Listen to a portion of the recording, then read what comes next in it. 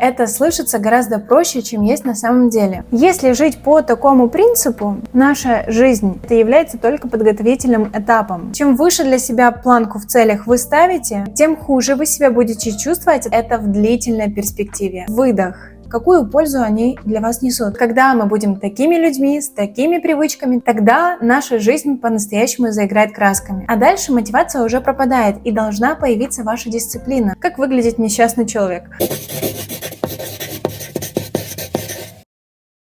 Как вы уже знаете, а если кто не знает, я расскажу, наши привычные рутинные дела формируют наш день. Из дней складывается неделя, из недели складывается месяца, и все это очень сильно влияет на то, как мы себя ощущаем прямо здесь и сейчас. Многие люди живут в ожидании какого-то чуда, в ожидании, допустим, новогоднего настроения, либо ожидания какой-то особенной поездки. Если жить по такому принципу, наша жизнь здесь и сейчас это является только подготовительным этапом, прежде чем случится то, что мы действительно хотим. Но я предлагаю ощущать радость и счастье от каждого дня.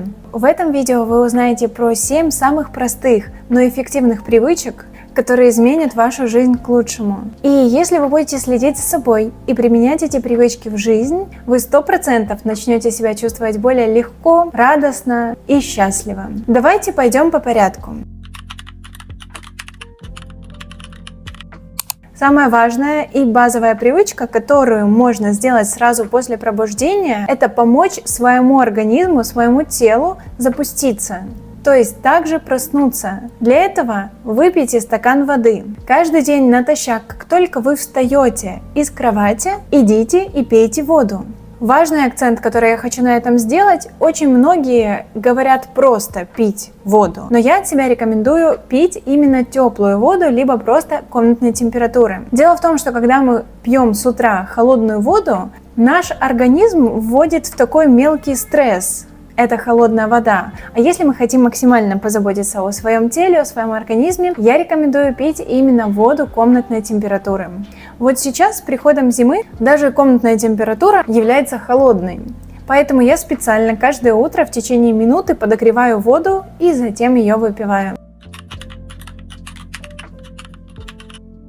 Согласитесь, еще с самого утра в нашей голове может появляться множество мыслей, различных планов, которые нужно обязательно успеть сегодня сделать. Про это нужно все помнить. И вот это такое чувство, которое вызывает такую некую тревожность. Я рекомендую завести тетрадь либо блокнот для планирования.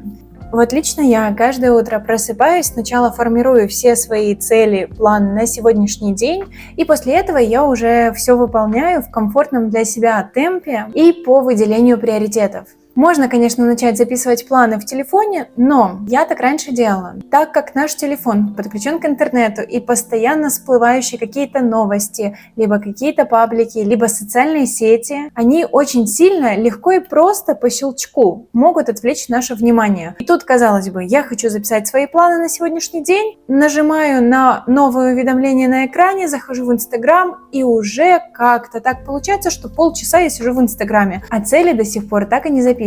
Очень важное примечание в этом пункте. Постарайтесь рационально распределить свои силы. Вы должны помнить, что у вас еще есть какая-то личная жизнь, обязательно есть работа, либо повседневные рутинные дела, которыми вы занимаетесь, которыми вы должны заниматься. Вначале рекомендую прописывать всего лишь 1-2 цели на сегодняшний день. Чем выше для себя планку в целях вы ставите, тем хуже вы себя будете чувствовать от того, что физически просто не успеете реализовать данные цели. Поэтому утром выделяем время, где нас никто и ничто не будет отвлекать, садимся и прописываем важные для себя планы. Следующая полезная привычка, которая точно вам принесет спокойствие и радость, но я бы сказала, это в длительной перспективе. Возможно, вы радость почувствуете не сразу. Это первый час после пробуждения проводить без телефона и различных гаджетов. Вот как раз этот первый, самый ценный час, благодаря которому формируется наше настроение на целый день, вы можете использовать на то, чтобы выпить стакан теплой воды, позаботиться о своем здоровье, сесть, прописать планы на сегодняшний день, этим самым позаботиться о своем ментальном здоровье. Следующая полезная привычка – это как продолжение предыдущей, это час до сна отложить любые гаджеты, телефоны и так далее от себя подальше. Как альтернативу можно почитать книгу. Также будет очень полезно просто побыть в тишине. Все те мысли, которые у вас были в течение дня и до сих пор они остаются с вами, вы сможете сделать такой как выдох. И вместо того, чтобы напичкивать свой мозг непонятной информацией, какой-то очень, вот знаете, такие видео, это по типу Reels, Shorts, которые очень быстро должны вовлечь внимание, но по сути, какую пользу они для вас несут? Час после пробуждения и час до сна у вас голова должна быть чистой. Попробуйте внедрить эти привычки в свою жизнь, и вы заметите разницу, какие сны вам снятся и насколько хорошо вы стали спать. Вы когда-нибудь задумывались, почему у нас есть желание, у нас есть стремление, но никак не удается внедрить эти полезные привычки на постоянной основе? То есть вы держитесь день, два, кто-то держится неделю, кто-то чуть-чуть больше, но потом как-то появляются какие-то дела поважнее, и кажется, вот эта вот привычка, она подождет до лучшего момента. То есть, опять же, мы возвращаемся к тому, что сейчас у нас получается какой-то подготовительный этап жизни, а вот когда мы будем такими людьми, с такими привычками, тогда наша жизнь по-настоящему заиграет красками. Давайте вернемся к тому, что мы должны жить здесь и сейчас. Вы именно тот человек, который вы сейчас. Посидите и подумайте, какие действия вы должны предпринять для того, чтобы стать тем человеком, которым вы хотите стать. Поэтому привычка, которую я практикую для себя уже более 2 недель, это выделять полчаса в день на то дело, которым вы хотите заняться. Для меня это сейчас изучение английского языка. Каждый день я включаю таймер и начинаю заниматься минимум 30 минут, иногда и больше. Кстати, я сейчас устроила такой челлендж для себя. Челлендж — это еще один способ подбодрить себя, потому что за мной смотрят еще и другие люди, и я понимаю, что я на себя взяла такую как бы больше ответственность. Поэтому дисциплины в этом плане у меня больше. Челлендж я провожу у себя в Инстаграме, приглашаю вас, подписывайтесь, и также в своем уютном Телеграм-канале. Заглядывайте обязательно на мой канал в Телеграм, там я вижусь с вами гораздо чаще, там я с вами делюсь самыми актуальными ссылками на какие-то интересные товары, рецептами уютных осенних, зимних блюд и делюсь с вами моментами из своих дней.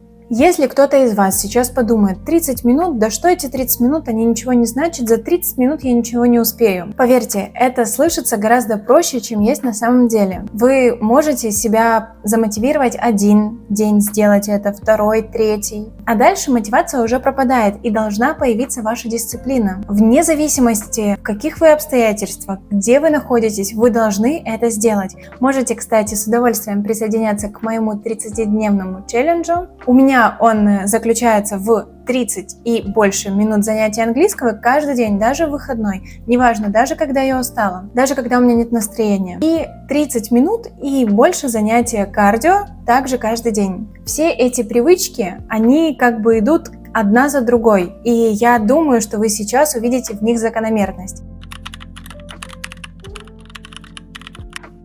Следующая привычка звучит так. Записывать 3 вещи, за которые вы благодарны в сегодняшнем дне. Давайте сейчас вспомним про то, что различные соцсети, либо новостные паблики очень часто забирают наше внимание, и из-за этого у нас появляется слишком много таких тяжелых мыслей в голове, которые нам, в принципе, вообще не нужны. Я говорю о том, что нужно концентрироваться, пробовать концентрироваться на хорошем. Изначально это нужно просто замечать.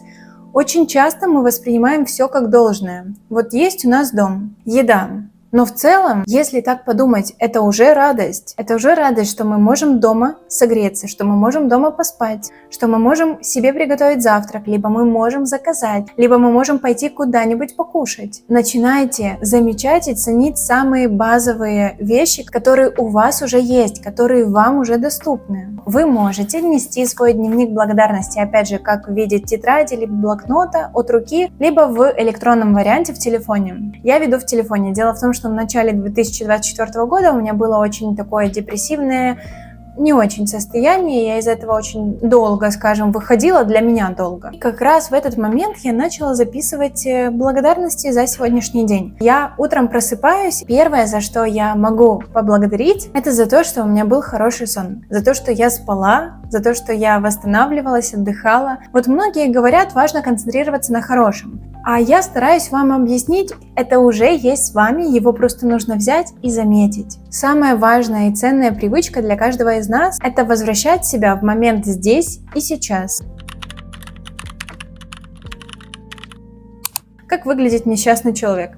Он проснулся, он заснул, допустим, с телефоном ночью, всю ночь ему снились какие-то кошмары, неприятные какие-то события из-за тех новостей, которые он посмотрел на ночь. Дальше он просыпается, начинает залипать в каких-то соцсетях, он видит, какие успешные люди вокруг, все только продают этот успешный успех, он начинает чувствовать себя неполноценным, настроение портится, потом он выходит на улицу, еще что-то случается, допустим, кто-то ему не уступил дорогу, и все. Человек начинает винить какого-то одного человека, который не уступил дорогу. И на этом базируется, собственно, весь день. И я этим хочу сказать, что очень часто мы застряем в моменте каком-то, либо прошлом, либо будущем. Возьмем ситуацию, вы хотите высказать свое мнение, но тем не менее вы боитесь или вы слишком много думаете о том, как отреагирует на это другой человек. Такие мысли у меня довольно-таки часто были и сейчас еще присутствуют. Сейчас я вам расскажу о правильном действии, которые мне помогают уйти от этих навязчивых мыслей.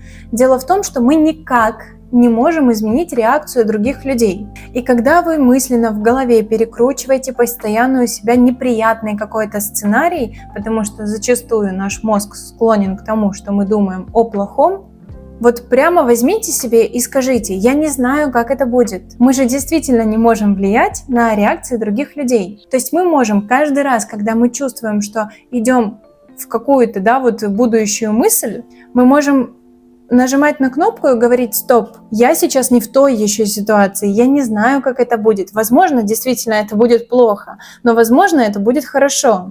От того, что я думаю, я себе никак лучше не сделаю. Только сейчас я буду себе хуже этим делать, потому что я нахожусь сейчас, а эта ситуация не произошла еще. Кстати, зачастую согласитесь, что по итогу все получается не так страшно, как наш мозг думает. Друзья, на этом у меня все. Поделитесь, пожалуйста, в комментариях. Напишите, какая привычка вам откликается больше всего. Я вас крепко обнимаю, буду благодарна любому вашему комментарию. Желаю вам, чтобы вы внедряли в свою жизнь только полезные привычки, и увидимся с вами совсем скоро в следующем видео.